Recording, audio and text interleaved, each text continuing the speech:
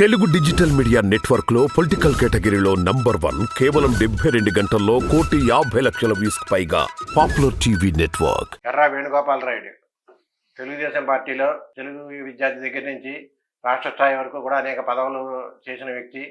జిల్లా తెలుగు యువతకి, రాష్ట్ర తెలుగు యువతకి కూడా నాయకత్వం వహించిన వ్యక్తి. అలాగే నగర పార్టీ కన్వీనర్గా కూడా పనిచేశారు. ఇప్పుడు రాష్ట్ర స్థాయిలో కార్యదర్శిగా ఉన్నారు. అనేక నియోజకవర్గాలకు ఇన్ఛార్జిగా కూడా పనిచేశారు. ఏ పార్టీలో ఉన్నా ఎక్కడ ఉన్నా సరే క్రియాశీలకంగా ఉండే వ్యక్తి. ఒక ఎన్జిఓ కూడా నడుపుతూ అక్కడ కూడా సేవా కార్యక్రమాల్లో కూడా మిళితమైన వ్యక్తి. అంతేకాదు 4 తరాల న్యాయవాద వృత్తికి సంబంధించిన కుటుంబం నుంచి వచ్చిన వ్యక్తి. వీరి నాన్నగారు కూడా న్యాయవాద వృత్తిలో ఉండి అనేక పేదలకు సేవలు చేసే వ్యక్తిగా పేరున్న గొప్ప లీడర్, క్రిమినల్ లాయర్గా కూడా చాలా మంచి పేరు ప్రతిష్టలు తెచ్చుకునే వ్యక్తి. రాజకీయాల్లో కూడా చురుగ్గా ఉండే వ్యక్తి. తెలుగుదేశం పార్టీలో కూడా కొంతకాలం న్యాయ సేవలు అందించిన వ్యక్తి. అటువంటి ఎర్రా వేణుగోపాలరెడ్డి గారితో ఇవాళ మనం ముచ్చరించుకుంటున్నాం. నమస్కారం వేణుగోపాలరెడ్డి గారు. ఇప్పుడు ఉన్న పరిస్థితుల్లో మీరు జిల్లాలో కానీ రాష్ట్రంలో కానీ తెలుగుదేశం పార్టీ పరిస్థితి ఏంటి? మీరు కేవలం జగన్ వ్యతిరేకత మీద ఆధారపడి ఉన్నారా? మీదంటూ ఏమైనా ఉందా? ఖచ్చితంగా అండి. ఇది ఎన్నికలు అనేవి రాష్ట్ర భవిష్యత్తుకి, రాష్ట్ర భవిష్యత్తు అంటే రాష్ట్ర ప్రజానికానికి సంబంధించినంత వరకు, అదేవిధంగా ఈ రాష్ట్ర అభివృద్ధికి కూడా సంబంధించి చాలా కీలకమైనటువంటి ఘట్టం ఇది. ఈ సందర్భంగా 2 విషయాలు కూడా వైటల్ రోల్ ప్లే చేస్తూ ఉన్నాయి. ఒకటి, జగన్మోహన్ రెడ్డి ప్రభుత్వం మీద ఉన్నటువంటి వ్యతిరేకత. అంటే అది అకారణంగా వచ్చినటువంటి వ్యతిరేకత అయితే కాదు. కొన్ని సంఘటనలు సృష్టించి, ఆ సంఘటనల ద్వారా వ్యతిరేక భావాన్ని సృష్టించి దాని నుంచి పొందేటటువంటి లబ్ధి అంత మాత్రం కూడా కాదు. ఇది ఖచ్చితంగా జగన్మోహన్ రెడ్డి ముఖ్యమంత్రిగా విఫలం చెందాడు అనేది అన్ని వర్గాల యొక్క ఏకాభిప్రాయం.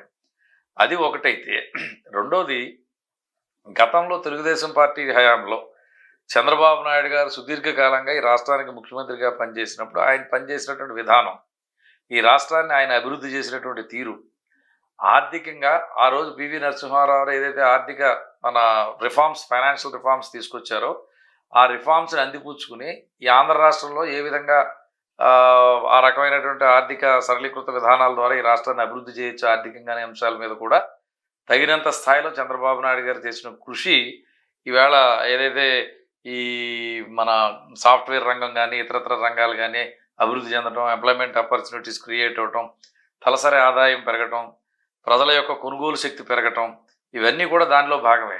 ఇవన్నీ కూడా ఒక రాష్ట్రానికి సంబంధించి దేశాన్ని యూనిట్గా తీసుకుని చేసేటటువంటి పరిస్థితులు మనం చాలా దేశాల్లో చూస్తాం. కానీ ఒక రాష్ట్రాన్ని ప్రత్యేకంగా ఇన్ని రకాలుగా అభివృద్ధి చేయొచ్చు, ఇన్ని రంగాల్లో ముందుంచొచ్చు అనేటువంటి ఆలోచన చంద్రబాబు నాయుడు గారి యొక్క సారథ్యంలోనే మొట్టమొదటిసారిగా భారతదేశంలో వచ్చిందాలని అనుకుంటే, చిన్న వివరణ ఏంటంటే, అవిభక్త ఆంధ్రప్రదేశ్లో మీరు చెప్పినవన్నీ వర్తిస్తాయి.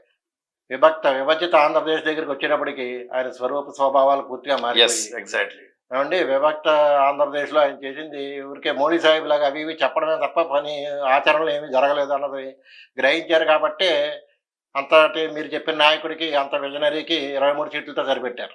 మీరు ఇంకా అదే పట్టుకుని ఇంకా అలాగే ఉన్నారని అనుకుంటున్నారా? అది కరెక్ట్ కాదు. ఎందుకు కరెక్ట్ కాదని చెప్తా ఉన్నానంటే, అప్పటి ప్రతిపక్షాలు సమర్థవంతంగా ఆ రకంగా ప్రజలను నమ్మించగలిగారు. ఒక్క ఇటుక కూడా పోలవరంలో పడలేదనేటటువంటి ఒక ప్రచారాన్ని చాలా సక్సెస్ఫుల్గా నమ్మించగలిగారు. 69% పనులు పూర్తయినటువంటి పోలవరం ప్రాజెక్ట్ని ఒక్క ఇటుక కూడా లేదని, అమరావతి భ్రమరావతి అని అక్కడ ఐఏఎస్ ఆఫీసర్స్కి, ఐపీఎస్ ఆఫీసర్స్కి, అదేవిధంగా సెక్రటేరియట్ స్టాఫ్కి, ఎమ్మెల్యేస్కి, ఎంపీస్కి వీళ్ళందరూ క్వార్టర్స్ నిర్మాణం కానీ, అదేవిధంగా శాసనసభ సమావేశాలు, శాసనమండలి సమావేశాలు నిర్వహించుకోవడానికి వీలుగా శాసనసభ నిర్మాణాలు కానీ, సెక్రటేరియట్ భవనాలు కానీ ఇవన్నీ కూడా నిర్మాణం జరిగాయి. దాంతోపాటు హైకోర్టు నిర్మాణం జరిగింది. విశాలమైనటువంటి రోడ్లు కూడా చాలా వరకు నిర్మాణం జరిగాయి. కొన్ని నిర్మాణ దశలో 50-60% పూర్తి చేసుకున్న తర్వాత ప్రభుత్వం మారడంతో ఈ విధంగా కంకరాయిస్గా కూడా దోపిడీ జరిగాయని చెప్తున్నారు. కానీ ఆ నిర్మాణాలన్నీ కూడా టెంపరీ చెప్పారు. అక్కడికే వస్తున్నాను.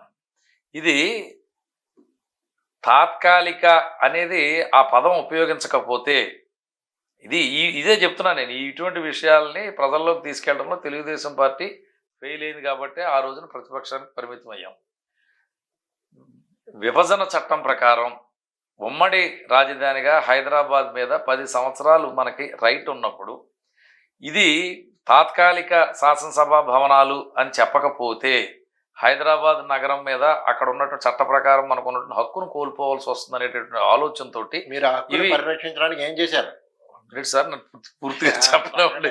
ఆ అవకాశం అక్కడే వస్తుంది కదా. ఆ అవకాశం కోల్పోనీయకుండా ఆ పదాన్ని ఉపయోగించడం జరిగింది. కట్టడాలన్నీ కూడా శాశ్వతమైనటువంటి కట్టడాలే.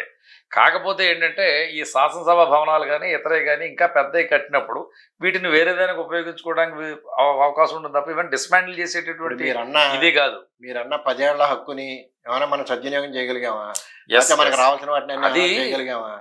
అక్కడ మళ్ళీ సెక్రటేరియట్ మీద బోళ్ళు పెట్టుబడి పెట్టి 20 కోట్లు సుమారు ఖర్చు పెట్టి మళ్ళీ అక్కడి నుంచి పారిపోయి వచ్చేసాం అనే అపఖ్యాత కూడా మనకు వచ్చింది. ఇప్పుడు మీకు 10 సంవత్సరాల హక్కుని మీరు ఇందాక అన్నారు సరే 10 సంవత్సరాల హక్కు నుంచి ఏమైనా లబ్ధి పొందేమా అని చెప్పేసి లబ్ధి పొందడానికి తెలంగాణ ప్రభుత్వం తెలుగుదేశం మన ఆంధ్రప్రదేశ్ ప్రభుత్వం రెండు కూర్చుని ముఖాముఖి మాట్లాడుకుని తెలుసుకునేదానికి అవకాశం లేదు ఇక్కడ. అదేంటంటే బైఫర్కేషన్ యాక్ట్ ప్రకారం ఈ రెండింటిని పంపకం చేయాల్సినటువంటి బాధ్యత కేంద్రం తీసుకుని దానికి ఒక నిర్దిష్టమైనటువంటి కమిటీ వేసి ఆ కమిటీ ద్వారా కొన్ని కార్యక్రమాలు జరగాలి. అవి జరగట్లేదనే అప్పుడు తెలుగుదేశం పార్టీ డిమాండ్ చేస్తా. జగన్మోహన్ రెడ్డి గారు వచ్చిన తర్వాత అన్కండిషనల్గా సెక్రటేరియట్ని హ్యాండ్ ఓవర్ చేసేసాడు. విద్యుత్ బకాయిల్ని తెలంగాణ ప్రభుత్వం నుంచి ఆంధ్ర రాష్ట్రానికి రావాల్సిన విద్యుత్ బకాయిల్ని ఒక సంతకంతో వదిలేశాడు. ఇవన్నీ అది ఎందుకు వదిలేశాడు ఏమిటి అనేది అందరికీ తెలిసినటువంటి విషయం. చేశాడు ఇది- ఇది కేంద్ర ప్రభుత్వం కూర్చుని చేయాల్సినటువంటి విషయాలు కేంద్ర ప్రభుత్వం ఆ రోజు బాధ్యత తీసుకోకపోవటం వల్ల ప్రత్యేక హోదా లేదా ఏదైతే స్పెషల్ ప్యాకేజ్ ఉందో స్పెషల్ ప్యాకేజీకి సంబంధించిన అంశాల మీద పోరాటం చేసినప్పుడు దాంట్లో ఇది కూడా ఒక భాగం.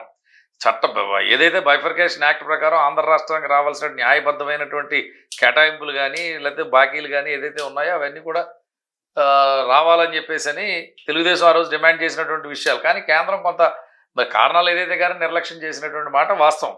అది ఇప్పుడు మీరు అంటే మీరే చెప్తున్నారు కాదు, నేను కేంద్రం ఏమీ చేయలేదు. ఇప్పుడు కూడా ఈ 5 ఏళ్లలో పని మీ 5 ఏళ్లలో చేయలేదు, జగన్ 5 ఏళ్లలో చేశారంటే అప్పుడు చేయలేదు. ఈ చేయని వాళ్ళతో మళ్ళీ ఏమైనా అంటకాగుతున్నారు ఇప్పుడు మీరు మళ్ళీ పొత్తని పేరు చెప్పి. విషయం ఈ 10 ఏళ్లలోనూ ఆంధ్రప్రదేశ్ విషయంలో ఆయన చెప్పిన హామీలు, తిరుపతిలో పవన్ కళ్యాణ్ గారు చంద్రబాబు నాయుడు గారి సమక్షంలో ఇచ్చిన హామీ అన్నీ కూడా ఎక్కడ పెట్టేశారు. హామీలన్నీ అటకెక్కించారో తెలియదు, ఇంకో ఏం చేశారో తెలియదు. అలాంటి వాళ్ళతో మళ్ళీ మీరు ఏమని పొత్తు పెట్టుకున్నారు ఇవాళ? ఖచ్చితంగా స్టాండ్స్ అనేవి నేను ఎప్పుడూ ఒకటే మాట చెప్తుంటాను.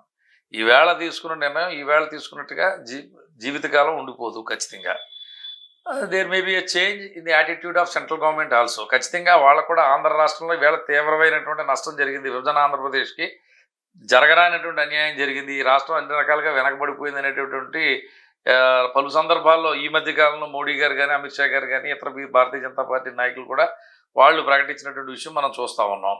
వాళ్ళలో కూడా కొంత పరివర్తన. ఇప్పుడు ఏదో ఒక అంటే సిద్ధాంతపరమైనటువంటి రాజకీయాల కాలం చెల్లిపోయింది. ఇవాళ ఒక స్టాండ్ తీసుకుంటే ఏది ఏమైనప్పుడు కూడా ఆ పార్టీ ఆ సిద్ధాంతం మీదే కడ వరకు పోరాటం చేసే విధానం ఈ రోజు లేదు. ఇష్యూ బేస్డ్ పాలిటిక్స్ ఈవేళ రాజ్యం వెళ్తున్నటువంటి పరిస్థితులు ఉన్నాయి. సంఘటనల ఆధారంగా మీరు చెప్పిన ఈవేళ సంఘటనల ఆధారంగా మీరు చెప్పిన ఇష్యూ బేస్డ్ పాలిటిక్స్ తీసుకుంటే వాళ్ళు మనకు స్పెషల్ స్టాటస్ ఇస్తా అన్నారు, ఇవ్వలేదు. దాని మీద పార్లమెంట్లో చెప్పారు. ఆఖరికి మన రాష్ట్రానికి చెందిన వెంకయ్యనాయుడు గారు కూడా చెప్పారు స్పెషల్ స్టాటస్ 5 ఏళ్ళు ఏంటి 10 ఏళ్ళు ఉండాలి 15 ఏళ్ళు ఉండాలని చెప్పారు. అదేమో అవ్వలేదు.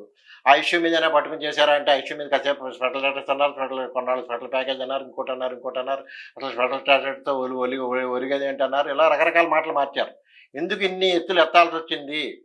ఇప్పుడు స్పెషల్ స్టాటస్ కి అన్నారు కాబట్టి రైట్ ఉన్నప్పుడు ఆ ఇష్యూ మీద కట్టుబడి ఉండాలి కదా. స్పెషల్ స్టాటస్ కట్టుబడి ఉంది కాబట్టి తెలుగుదేశం ఆ రోజున కేంద్ర ప్రభుత్వం నుంచి బయటకు వచ్చింది.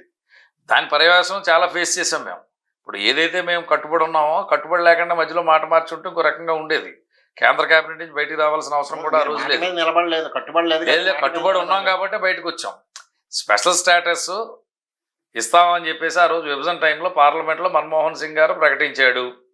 ఏమండి మన్మోహన్ సింగ్ గారు ప్రకటించిన దాన్ని సుష్మా స్వరాజ్ గారు కూడా మద్దతు ప్రకటించింది. ఆ రోజు పార్లమెంట్లో వెంకయ్యనాయుడు గారు కూడా రాజ్యసభలో ఉన్నాడు.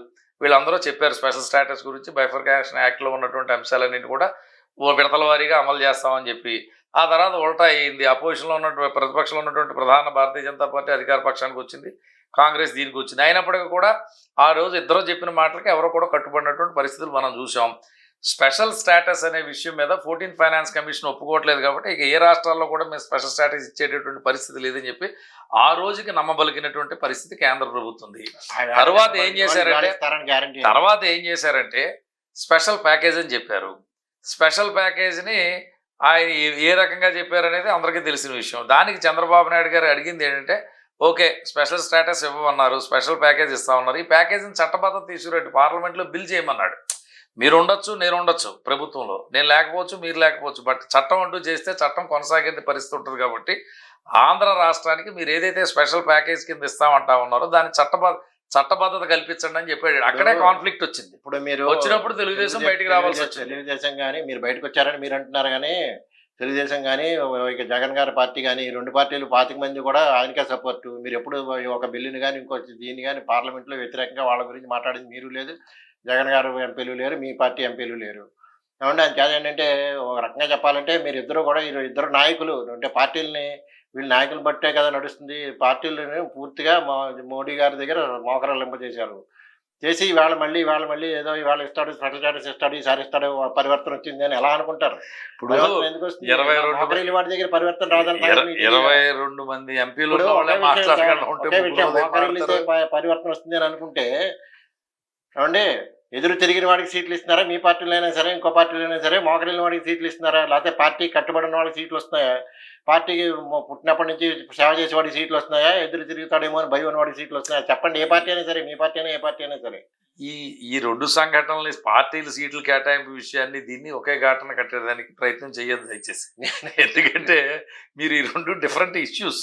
ఇప్పుడు భారతీయ జనతా పార్టీకి ఆంధ్ర రాష్ట్రం కూడా ముఖ్యమే ఈవేళ ఉన్నటువంటి పరిస్థితుల్లో. మీరు అడిగిన దానికి ఒక సమాధానం నేను చెప్పగలుగుతాను. ఏ రకంగా అంటే భారతీయ జనతా పార్టీ ఈవేళ desperately they are trying to keep their foot in south India. వాళ్ళు ఏంటంటే చాలా ఒక రకమైనటువంటి దక్షిణ భారతదేశంలో భారతీయ జనతా పార్టీని కూడా విస్తరింప చేసుకోవాలనేటువంటి ఆలోచనతో ఉన్నారు. వినండి, తమిళనాడు తరహా రాజకీయాలు ఆంధ్రాలో కుదరవు అనేటువంటి విషయం వాళ్ళకి తెలుసు. అందువల్ల ఇక్కడ ఏంటంటే ప్రజల మనసు గెలుచుకోవడం తప్ప వేరే ప్రత్యామ్నాయం లేదు. భారతీయ జనతా పార్టీకి ఇక్కడ కనుక భవిష్యత్తు కావాలి అనుకుంటే ఇక్కడ ప్రజల మనసు గెలుచుకోవాలి. ప్రజల మనసు గెలుచుకోవాలంటే వాళ్ళకు ఉన్నటువంటి అధికారాన్ని ఇకనైనా, ఇంత ముందు సంగతి ఇకనైనా భవిష్యత్తులో ఆంధ్ర రాష్ట్ర ప్రయోజనాలు నెరవేర్చగలిగే రకంగా వాళ్ళ యొక్క పరిపాలనా విధానాలు ఉండి రాష్ట్ర ప్రభుత్వాలకి ఆ రకంగా సహాయ సహకారాలు అందించగలిగితేనే భారతీయ జనతా పార్టీకి భవిష్యత్తులో వారికి అవకాశాలు ఉంటాయి. ఖచ్చితంగా ఇది వాళ్ళకి తెలిసిన విషయమే. అందువల్ల ఆ రకంగానే వాళ్ళు కూడా దిగి వస్తున్నారు. ఖచ్చితంగా వస్తారు, ఖచ్చితంగా జరుగుతాయి. ఈవేళ వాళ్ళు అలా చేయకుండా ఈవేళ చివరికి వచ్చేసరికి ఈ జనరల్ ఎలక్షన్స్లోని ఆంధ్ర రాష్ట్రంలో సీట్ల గురించి అంత పెద్ద పార్టీ కూడా ఎక్కడ పోటీ చేయాలనేటువంటి మీమాంస వస్తే ప్రాంతీయ పార్టీల మీద ఆధారపడాల్సినటువంటి పరిస్థితి దుస్థితి అని చెప్పచ్చు ఖచ్చితంగా. అది ఈవేళ ఉంది అంటే కారణం ఏంటంటే ఆంధ్ర రాష్ట్ర ప్రజల యొక్క మనోభావాలను గమనించకుండా పరిపాలన కొనసాగించడం వల్ల వచ్చినటువంటి ఏర్పడినటువంటి స్థితే ఈ పరిస్థితి. కాబట్టి భవిష్యత్తులో ఖచ్చితంగా భారతీయ జనతా పార్టీ ప్రజారాజ్యంగా ఆంధ్ర రాష్ట్ర ప్రజల యొక్క మనోభిప్రాయాలను గౌరవించే విధంగానే వాళ్ళు ఖచ్చితంగా పరిపాలన చేయబోతారు. ఖచ్చితంగా అది 100%. ఎందుకంటే it is not for the sake of Andhra Pradesh, it is for the sake of the development of Bharatiya Janata party. ఖచ్చితంగా ఆ రకమైనటువంటి ఆలోచన అమిత్ షా గారికి, నరేంద్ర మోడీ గారికి ఖచ్చితంగా వాళ్ళ పార్టీని భారతదేశం అంతా విస్తరింప చేయాలని కోరిక కాంక్ష బలంగా ఉన్నటువంటి వ్యక్తులు. కాబట్టి ఇక్కడ కూడా చేయాలని కాన్ఫిడెన్స్ వచ్చిందని అంటున్నారంటే అక్కడ ఉత్తరాదులు తగ్గుతుంది ప్రభా.